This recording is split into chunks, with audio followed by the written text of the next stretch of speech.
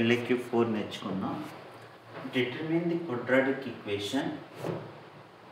F is defined f of x equal to ax square plus bx plus c. దీన్ని ఏమంటామంటే quadratic expression. అంటే x degree 2 ఉంది కాబట్టి దీన్ని క్వాడ్రాటిక్ ఎక్స్ప్రెషన్ అంటారు. ఈ క్వాడ్రాటిక్ ఎక్స్ప్రెషన్లో మనం ఏ వాల్యూ, బి వాల్యూ, సి వాల్యూని ఫైండ్ చేయాలి. ఇవి ఫైండ్ చేయాలి అంటే మనకి ఇచ్చిన క్వశ్చన్లో గివెన్ డేటా ఏంటంటే f of 0 equal to 6, f of 2 equal to 1, f of -3 equal to 6 అని చెప్పి ఈ డేటా ఇచ్చాడు. దీని ఫస్ట్ మనం ఏం చేద్దామంటే f of 0 అంటే ఎంత? 6 కదా. అంటే f of 0 అంటే x ప్లేస్లో 0 అంతే కదా. కంపేర్ చేయండి. x ప్లేస్లో ఏం రాయాలి? 0 అంటే దాని వాల్యూ ఎంత అంటున్నాడు? 6. a into 0 0 square plus b into 0 plus c equal to 6. ఈ వాల్యూ అంతా కూడా జీరోస్ అయిపోతాయి కదా. a into 0 b into 0 0. ఇంకెంత మిగిలింది? c equal to 6. ఇది ఫస్ట్ వాల్యూ. తర్వాత ఇక్కడ క్వశ్చన్ ఏమన్నాడు? f of 2 equal to 1. f of 2 equal to 1 అంటే x ప్లేస్లో 2 సబ్స్టిట్యూట్ చేయాలా? అంటే a into 2 square plus b into 2 plus c equal ఎంత? 1. 2 స్క్వేర్ అంటే ఎంత? 4. 4 into a 4a, 2 into b 2b plus c అంటే ఇక్కడ ఎంత వచ్చింది వాల్యూ? 6 ఈక్వల్ టు ఎంత? 1. ఈ ప్లస్ 1 ఇటు వస్తే ఏమవుతుంది? 4a plus 2b plus 6 minus 1 equal to 0. 4a plus 2b 6 minus 1 అంటే ఎంత? 5 ఈక్వల్ టు 0. దీన్ని ఫస్ట్ ఈక్వేషన్ అనుకుందాం. నెక్స్ట్ క్వశ్చన్ ఏమని ఇచ్చాడు చూడండి. f of -3 ఈక్వల్ టు 6 అంతే కదా. ఇప్పుడు x ప్లస్లో ఎంత ఉంది? -3. కాబట్టి a ఇంటూ x ప్లస్లో -3 whole square plus b into x అంటే b ఇంటూ -3 ప్లస్ c అంటే ఎంత వాల్యూ? 6 ఈక్వల్ టు ఎంత? 6 6 cancel. -3 whole square even degree కాబట్టి మైనస్ ఏమైపోతుంది? Plus 9 into a plus into minus 3 into b 3b 6 cancel. ఇప్పుడు రెండింటిలో కూడా ఏ టేబుల్ కామన్గా ఉంది? Divided by 3. 3 టేబుల్లో 9 ఎన్నిసార్లు వస్తుంది? 3a మైనస్ 3 పోతే ఎంత? -b. ఇందులో ఇక్కడ కాన్స్టెంట్ ఎంత వచ్చింది? 5 ఉంది. ఇక్కడ కాన్స్టెంట్ ఉందా? లేదు. కాబట్టి ప్లస్ 0 అని రాసుకోండి ఈక్వల్ టు 0. దీన్ని ఈక్వేషన్ 2 అనుకున్నాం. సాల్వింగ్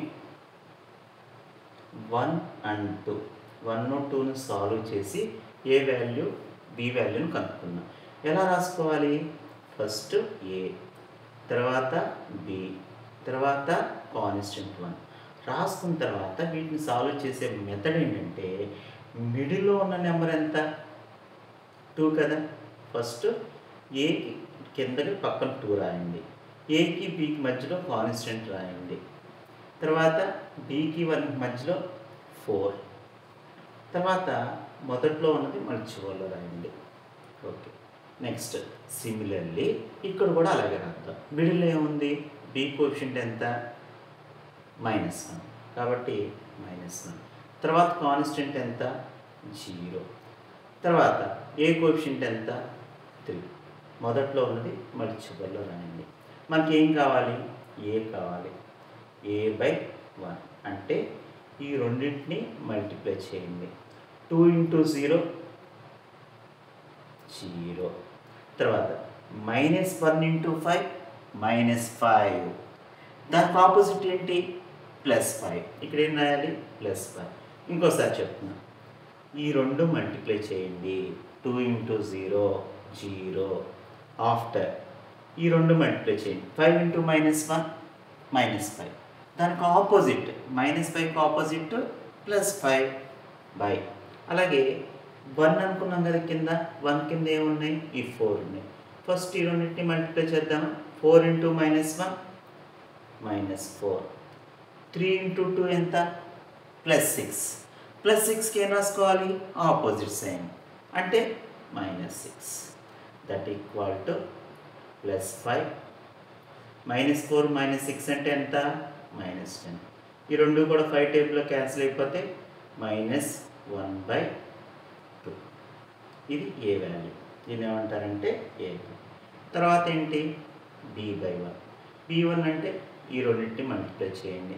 5 × 3 15. 0 × 4 0 అంటే ప్లస్ వచ్చింది. దానికి ఆపోజిట్ ఏంటి మైనస్. ఇక్కడ జీరోనే కాబట్టి మనం ఇంకా రాసుకోవాల్సిన అవసరం లేదు. సరే అర్థం అవడం కోసం రాసుకున్నాం. తర్వాత 1 అంటే 4 × -1 -4. ఇక్కడ చెప్పాం కదా అది రాసేసుకోండి. 50 బై -4 -6 అంటే ఎంత -10.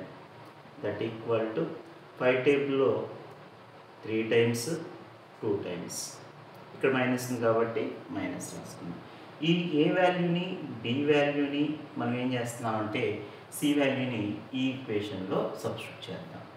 దేంట్లో from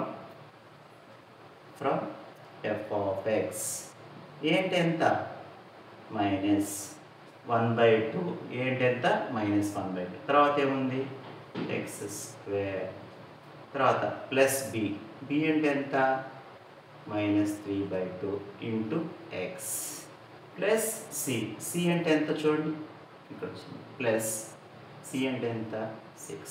this is the quadratic expression. Very important question. ప్రతి ఒక్కళ్ళు కూడా బాగా నేర్చుకోవాలి.